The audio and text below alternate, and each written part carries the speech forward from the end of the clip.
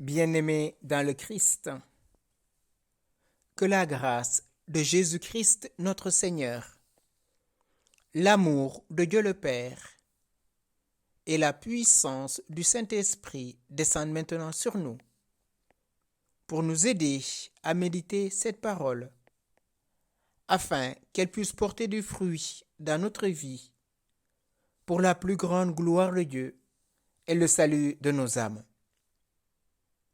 En ce 19e dimanche du temps ordinaire, j'aimerais méditer avec vous l'Évangile de Jésus-Christ selon saint Matthieu, au chapitre 14, du verset 22 au verset 23.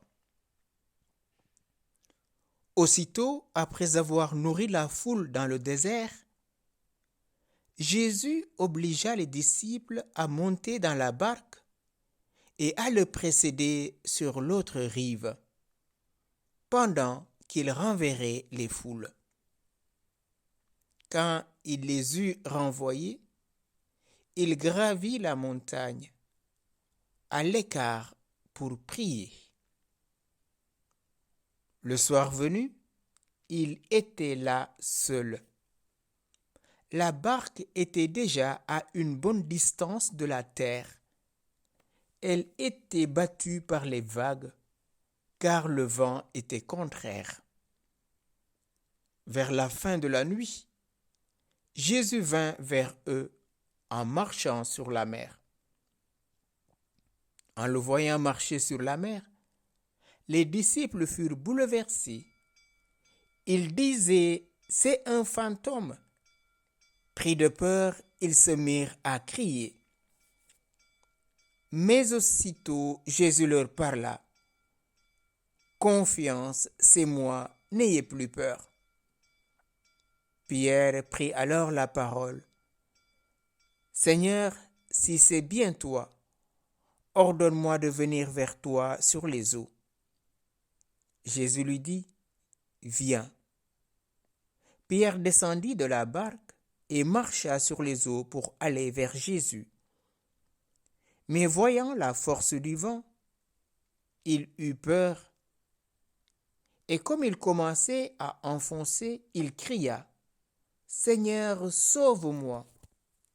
Aussitôt, Jésus étendit la main, le saisit et lui dit, « Homme de peu de foi, pourquoi as-tu douté ?»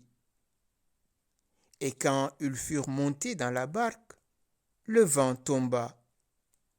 Alors, ceux qui étaient dans la barque se prosternèrent devant lui, et ils lui dirent, « Vraiment, tu es le Fils de Dieu. » Bien-aimés dans le Christ, dimanche dernier, nous avions célébré la transfiguration de Jésus. Il prit avec lui Pierre, Jacques et Jean, son frère. Il gravit la montagne. Son visage devint comme le soleil et ses habits comme la lumière. Et lui apparut Moïse et Élie qui s'entretenaient avec lui. Cette transfiguration de Jésus était une occasion pour affermir la foi de ses apôtres qui, quelque temps plus tard, vivront la passion douloureuse de leur maître. Jésus, il est Dieu. Il sait ce qui va advenir et il ne nous laisse jamais seuls. Il a vu la détresse de la foule qui le suivait parce qu'ils étaient comme des brebis sans berger. Et étant pris de compassion, il s'assoit pour les enseigner. Cette foule est restée sans manger. Et voilà que Jésus va multiplier les pains pour nourrir chacun d'eux. Et la péricope que nous avons aujourd'hui, en ce 19e dimanche, nous montre Jésus qui oblige ses disciples à monter dans la barque et à le précéder sur l'autre rive, pendant qu'il renverrait les foules. Jésus fait ce geste en libérant ses apôtres. Qu'est-ce que cela veut dire? Vers la fin de la nuit. Et donc, le lever du jour, situe ce récit dans un temps où tout s'expose à la lumière, où l'obscurité est dissipée et où peut se révéler ce qui demeurait caché. L'aube est le temps de la reconnaissance. La scène se définit dans un espace clairement défini, c'est-à-dire la mer. Jésus envoie ses disciples et quand il les eut renvoyés, il gravit la montagne à l'écart pour prier. Jésus rend grâce à son Père d'avoir exaucé sa prière. Il a nourri cette foule de sa parole, mais aussi du pain et du poisson en abondance, signe de sa passion à venir. Par ce miracle, Jésus montre à la foule qu'il est vraiment le Messie, celui qui doit venir. Il oblige ses disciples à quitter les lieux pour ne pas s'attirer la gloriole, pour éviter à ses disciples de s'attribuer un rôle qui n'est pas les leurs. Et deuxièmement, Jésus renvoie la foule pour éviter toute présomption. Dans Saint Jean, il est dit, il voulait le prendre pour faire de lui le roi. Jésus montre à ses compagnons que la multiplication des pains est le signe de la bonté de Dieu, qui envoie le véritable pain qui est là au milieu d'eux, qui les nourrit par sa parole, et dont les pains sont le symbole de son corps qu'il va livrer plus tard. Jésus, devant l'urgence de la mission, renvoie ses disciples vers l'autre rive. Et qu'est-ce qui se passe? La barque était battue par les vagues. Et là, il y a un problème. Jésus est en prière. Ses disciples sont confrontés aux vagues qui s'abattent sur leur barque, car le vent était contraire. Et vers la fin de la nuit, Jésus vint vers eux en marchant sur la mer. Vers la fin de la nuit, comme nous disions tantôt, c'est là où tout devient clair. Nous savons que dans la Bible, la mer est souvent associée à la destruction, à la violence, à la mort. Marcher sur les eaux, c'est être plus puissant que les éléments déchaînés de la nature. C'est marcher sur le mal, comme nous le rappelle saint Paul, en parlant de Jésus, bien sûr, dans sa passion, qui, dans son cortège triomphal, a entraîné toutes les puissances, les principautés, les dominations. Pierre et ses compagnons sont les témoins de cela. Et qu'est-ce qui se passe? En le voyant marcher sur la mer, les disciples furent bouleversés et ils disaient, c'est un fantôme. Oui, frères et sœurs, on n'a jamais vu une personne marcher sur l'eau, surtout dans cette distance si longue. Pour eux, c'est un fantôme. Pourtant, ils sont professionnels de la mer.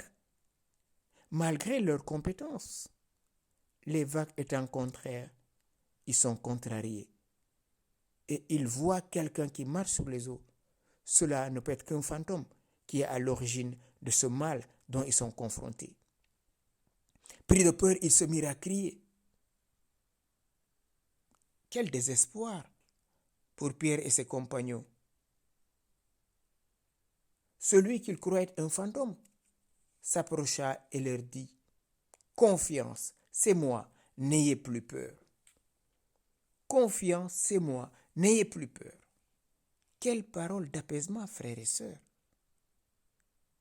Devant ce vent déchaîné, ces barques qui s'abattent, ces vagues qui s'abattent dans cette barque, Jésus les apaise. Confiance, c'est moi, n'ayez plus peur. Des mots déjà entendus, des mots d'apaisement. Toute peur cessante, Pierre s'est lancé. Seigneur, si c'est bien toi, ordonne-moi de venir vers toi sur les eaux. Pierre qui avait peur, qui avait crié que c'est un fantôme, le voilà dans l'assurance. À cause de la parole de Christ. Confiance, c'est moi. Oui, mon frère, ma soeur, peut-être tu traverses des moments difficiles. Peut-être tu es malade dans ta maison ou à l'hôpital. Peut-être c'est un proche parent, un enfant qui est malade. Peut-être tu es contrarié par les événements de la vie, par un couple qui risque d'aller en vrille, par des enfants qui tournent mal, qui prennent un chemin qui n'est pas celui qui est souhaité par les parents. Voilà autant de phénomènes aujourd'hui qui viennent balloter la barque de notre existence. Oui, écoute ce matin, Jésus qui te dit, confiance, c'est moi. Mets ta confiance dans le Seigneur et il agira. Le Seigneur n'abandonne jamais frères et sœurs ceux qui mettent leur confiance en lui. Ceux qui mettent leur confiance dans le Seigneur sont comme la montagne de Sion. Rien ne l'ébranle, il est stable pour toujours. Et voilà, Pierre va faire une expérience que dans sa vie professionnelle, qu'il n'avait jamais faite. Pierre descendit de la barque et marcha sur les eaux pour aller vers Jésus. Incroyable, frères et sœurs. Descendre de la barque, normalement, il devait couler. Mais non, il marche. Et donc, par la puissance de la parole de Christ, Pierre domine la mer qui est en furie, les vagues, le vent. Pierre est comme Jésus. Il marche sur les eaux pour aller vers Jésus. Oui, mon frère, ma soeur, les eaux qui t'empêchent de vivre aujourd'hui, au nom de Jésus, lève-toi et marche sur ces eaux. Accepte que cette maladie est pour la gloire de Dieu. Accepte que les difficultés que tu vis dans l'instant présent serviront à la gloire de Dieu. Hélas, nous sommes comme Pierre. Jésus lui dit, viens. Pierre descendait de la barque et il marcha dans les eaux. Mais voyant la force du vent, il eut peur. Oui, frères et sœurs, voilà notre handicap, la peur. Il y a un élément déclencheur de la peur, c'est le vent. Le vent est contraire, rappelez-vous. Oui, il vit le vent et il prit peur. Alors, il commença à couler. Matthieu ne peut pas mieux décrire la condition de tout disciple. Nous sommes pris par un zèle fou pour le Seigneur. Mais si l'épreuve s'abat sur nous, frères et sœurs, très vite nous pouvons perdre confiance, voire même perdre la foi et entrer dans le doute. Oui, nos fragilités, malgré notre sincérité, peuvent être un lieu de chute. Le vent était contraire. Voyant la force du vent, Pierre prit peur et s'écria, « Seigneur, sauve-moi !» Pourquoi a-t-il pris peur? Parce qu'il a détourné son regard de Jésus. Parce qu'il a donné plus d'attention au vent qu'à la présence de celui qui dit « marche sur les eaux ». Et Pierre va sombrer, comme chacun de nous peut sombrer dans le désespoir, dans le doute ou dans le manque de confiance. Mais il ne fallait pas regarder d'ailleurs et s'inquiéter de la puissance du vent. Les disciples avaient déjà vécu l'épisode de la tempête apaisée, nous rappelle Matthieu au chapitre 8, verset 23 au verset 27. Et là aussi, nous avons une belle leçon d'humilité. Nous ne sommes jamais, frères et sœurs, à l'abri d'une reculade. Un proverbe dit, celui qui traverse ne doit jamais rire de celui qui se noie. Parce qu'on n'a pas encore fini la traversée. Et nous sommes tous, frères et sœurs, en train de traverser cette vie finie vers la vie éternelle. Tout est possible. Le plus grand pécheur peut se convertir. Celui qui se dit saint peut renier Jésus. C'est ce que Pierre vivra pendant la Passion. Il aura ce très bel élan en disant Jésus, même si je dois mourir avec toi, je ne te renierai pas. Matthieu 26, verset 35. Et nous savons, Pierre va renier Jésus 3 fois. Pierre donc prend peur et s'enfonce. Son seul tort est d'avoir regardé ailleurs, de détourner son regard de Jésus. Oui, frères et sœurs, tel qu'il puisse être la puissance de notre foi, si nous nous détournons de Jésus, si nous nous détournons des sacrements, si nous nous détournons de l'Église, c'est fort possible que nous soyons perdus. S'il n'avait pas détaché les yeux sur Jésus, il aurait pu se maintenir, parce que la parole du Christ l'a maintenu au-dessus de l'eau. Seigneur, sauve-moi. Oui, frères et sœurs, nos fragilités ont ceci de bon. Elles nous permettent et nous inspirent la prière véritable, à laquelle le Seigneur ne résiste jamais, l'appel au secours. Et qu'est-ce qui se passe? Aussitôt Jésus étendit la main, le saisit.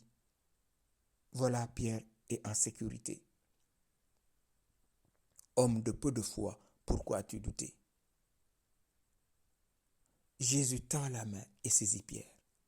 Oui, mon frère, ma sœur, si le vent souffle fort, si les tentations te malmènent, regarde l'étoile. Invoque Marie. Il te conduira à son Fils.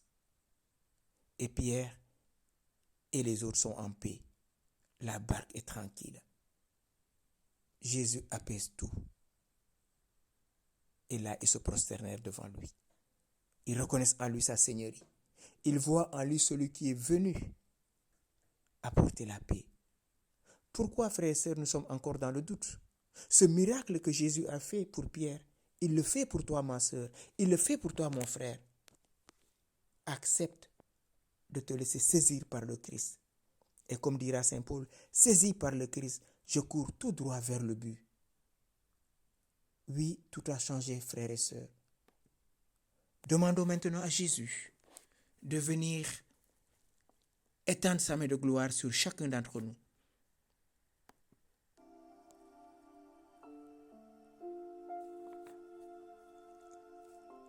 Seigneur Jésus, tu connais nos fragilités. Tu connais nos doutes. Dès que le mal s'abat sur nous, nous perdons pied. Nous perdons confiance. Je te confie tous mes frères et sœurs éprouvés par la maladie, par le divorce, par le chômage, par les disputes qui déchirent les familles. S'il te plaît, je te confie tous ces abus dans l'Église qui ternit ton Église, qui ternit ton image. Toi qui as apaisé la tempête, toi que les apôtres ont reconnu, s'il te plaît, viens apaiser maintenant toutes ces tempêtes qui se lèvent dans nos vies et qui menacent la barre de notre existence. Ô Yeshua, ô Fils du Dieu vivant, en tes mains, je remets mes frères et mes sœurs.